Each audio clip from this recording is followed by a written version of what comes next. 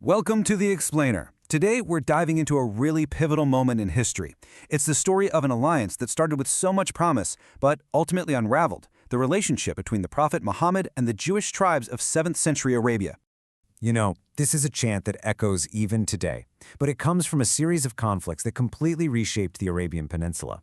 But to really get what this chant is all about, we have to go way back. Because this story, it didn't start with war. It actually started with an alliance.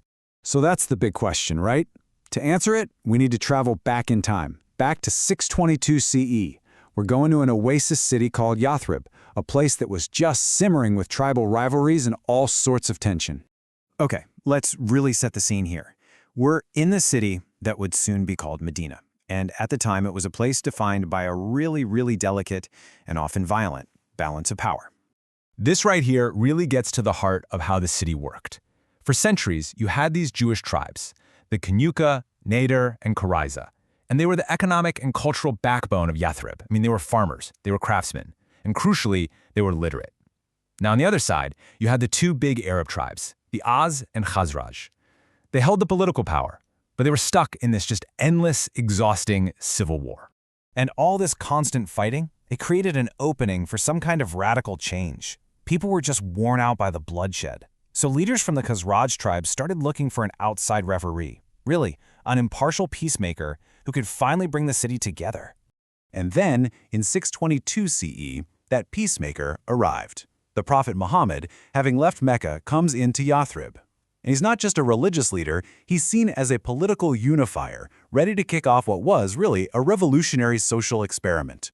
So one of the first things he does is establish this formal pact, what we now call the Constitution of Medina. And the goal was audacious, to say the least, to create a single, unified community, an ummah, out of all these warring groups, both Arab and Jews. And this is the initial framework. The Jewish tribes were explicitly included as part of this new community. They were guaranteed religious freedom, they were guaranteed protection.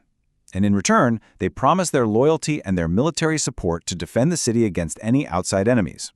But you know, as Muhammad's authority grew and the Muslim community got bigger, this amazing pact, this framework for cooperation, it started to fall apart, and the relationship between the new state and its Jewish allies began to unravel, and it happened alarmingly fast.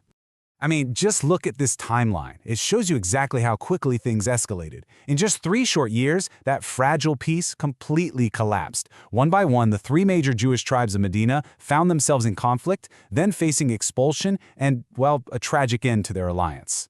So, according to the sources, the first pact to break was with the Banu Qaynuqa in 624. The story goes that it all started with a public insult to a Muslim woman in the marketplace. That spiraled into a brawl, then a killing, and then a full-blown siege of the tribe's fortress. It all ended with them being expelled from the city. Then, just a year later, it's the Banu Nadir, and this time, the charge was way more serious: conspiracy, an alleged plot to assassinate Muhammad. After another siege, they too were banished from Medina, forced to leave their lands and homes behind. The real breaking point came in 627, during the Battle of the Trench.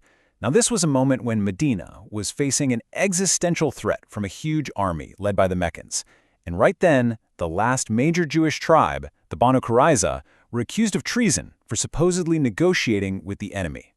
And this is where the story takes its most dramatic and tragic turn. After the Meccan siege failed, Muslim forces surrounded the Qurayza. After 25 days, the tribe surrendered. Now, this part is crucial. They asked for their fate to be decided by an arbiter from their longtime Arab allies, the Aus tribe. Their request was granted, but the judge they chose, Sa'd ibn Mu'adh, delivered an absolutely devastating verdict. It's so important to see the difference here. The first 2 tribes were expelled, yes, but their lives were spared. The Banu Qurayza, though, they faced a much harsher fate, and it was a direct result of being judged guilty of high treason during a time of war. But the story doesn't actually end in Medina. The center of the conflict shifts north to this heavily fortified, wealthy oasis called Khyber. It had become a refuge for some of the exiled tribes, and, from the Muslim perspective, it was the last major center of opposition in the whole region.